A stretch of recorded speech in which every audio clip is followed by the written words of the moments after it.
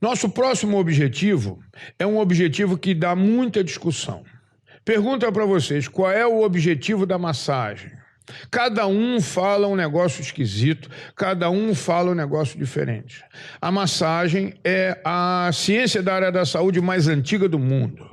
O médico já fez massagem e ele fica furioso quando a gente diz isso, porque antes da medicina química, da medicina fisiológica existir, só se fazia uma coisa no mundo, massagem. Não tinha outro jeito. O médico ia e massageava o paciente. Agora, qual é o objetivo da massagem? A massagem só tem um único objetivo, facilitar o retorno venoso.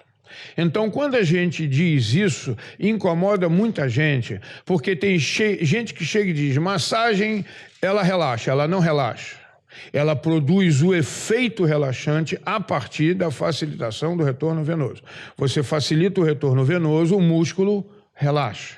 Efeito descongestionante, você facilita o retorno venoso, o músculo descongestiona. Efeito calmante, por quê? Você facilitando o retorno venoso, filtra no sistema venoso e a pressão abaixa. Ninguém trata a hipertensão com massagem.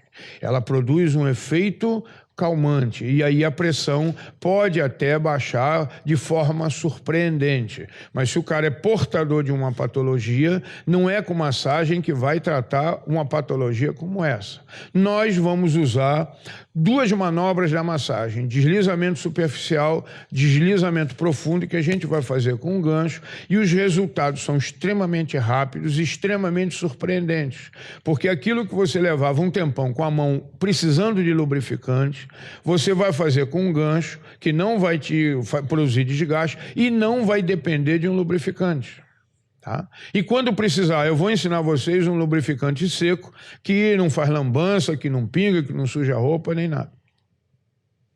Então, o nosso objetivo é facilitar o retorno venoso. Facilitando o retorno venoso, o que vai acontecer? O volume do músculo diminui. Então, às vezes, isso aí, para o pessoal que gosta de fazer fisiculturismo, nem sempre é o ideal. Então, na entrevista, tu precisa arrancar do teu paciente aquilo que ele deseja, para não oferecer um produto ao contrário. Então, quando você facilita o retorno venoso, diminui o volume do músculo, diminui a pressão intramuscular, o músculo relaxa, efeito analgésico. Tá? Então, a massagem, às vezes, é mal explicada, mas a base da massagem é isso que eu falei para vocês. Tá?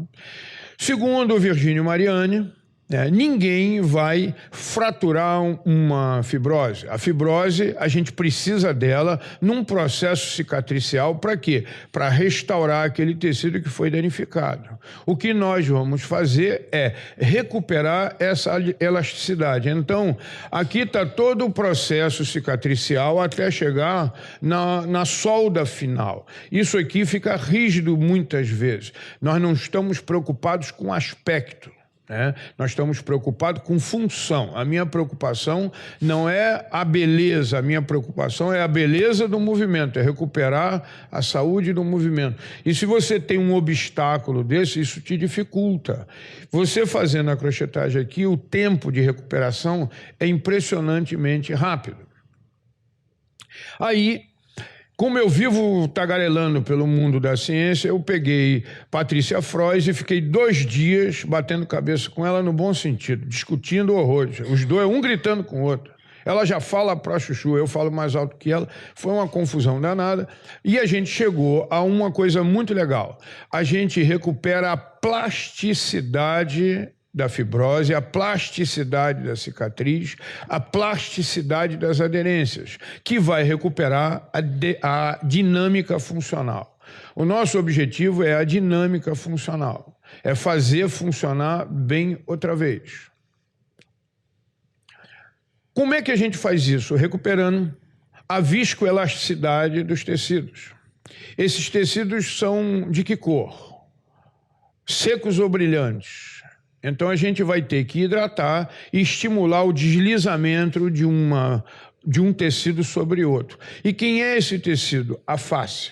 Cada dia que passa, chegam novas publicações com novas novidades. É uma novidade em cima de outra novidade, em cima de uma outra novidade, e que tem surpreendido muita gente. A gente fala de face há mais de 20 anos, já de uma forma científica, não é de uma forma religiosa. A gente já fala de uma forma científica, mas todo dia a gente tem uma surpresa, seja ela do ponto de vista anatômico, seja ela do ponto de vista fisiológico.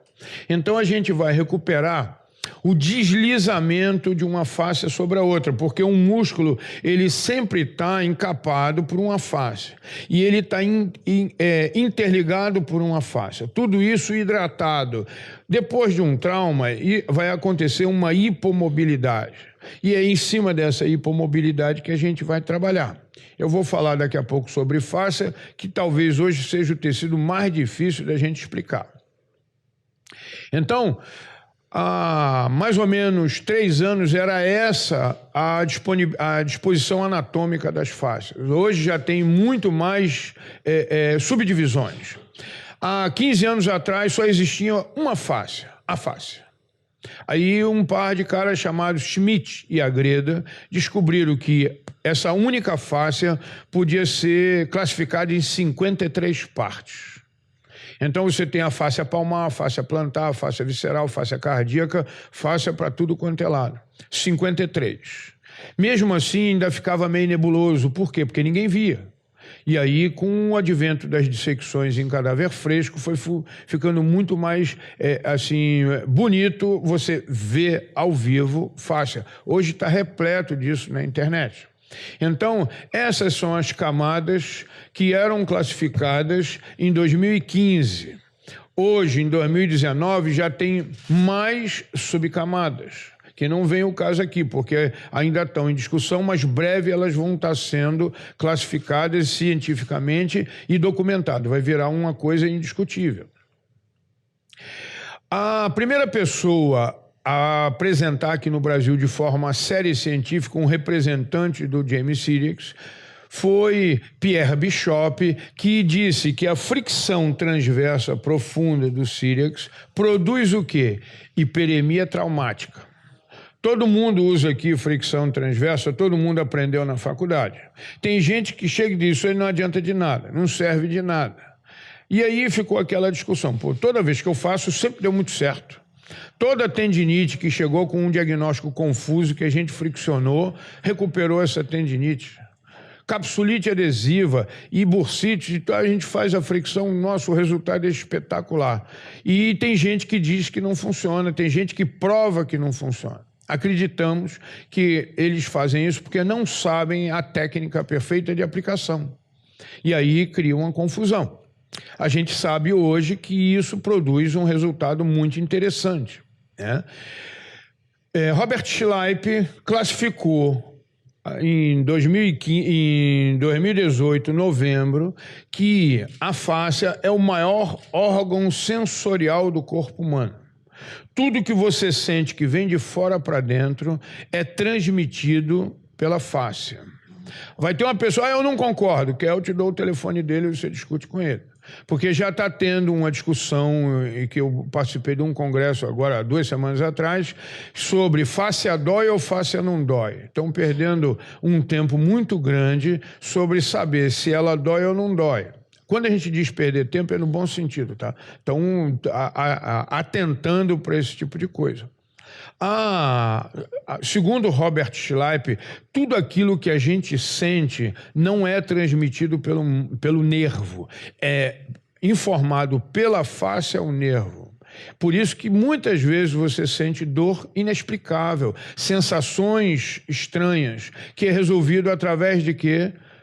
De uma liberação miofascial. E não tem nada preso. O nome liberação é um nome que talvez não seja um nome muito legal para isso. Deveria ser batizado de uma outra forma, porque não foi feito fricção, não foi feito tração, foi feito só um estímulo na face.